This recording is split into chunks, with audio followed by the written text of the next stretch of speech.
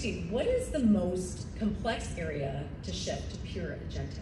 Yeah, so we just actually announced a new product type at Reddit called Max Campaigns, and Max Campaigns essentially leverages the AI and generative AI to automate all these parts of the advertising lifecycle, which is pretty complex, starting from everything from automatically finding you the right audience, the right bidding, managing your budget, which is also a complex piece, and then the last piece, which is the creative.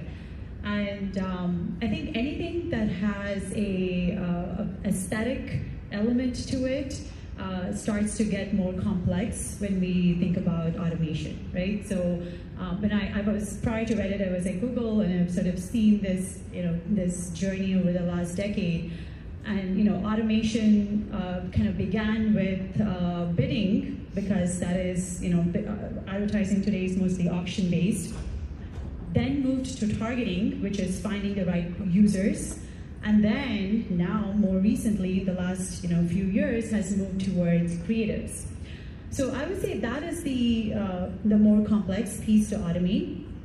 And at Reddit, we're being very thoughtful about it. We really want to partner with our customers.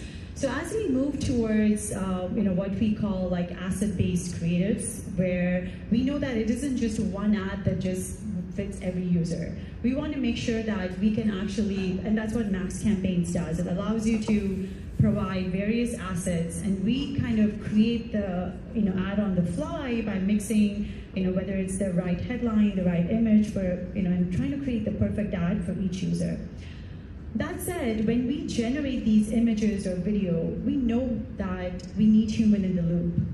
And the reason for that is, this is exactly what I was saying earlier, which is, we need the right kind of controls to ensure that we are delivering value. And these creatives, at the end of the day, when they show up to users, still are authentic to the brand. They have the right brand safety. They are, have the right aesthetics from a design perspective. So I would say, to summarize, like anything like creatives, which has a very aesthetic component, is complex to automate, and I think it is possible, and we're certainly pushing the boundaries with generative AI, but I think it comes down to doing it in a thoughtful way and thinking about where you need the right controls and maybe even human in the loop for QA.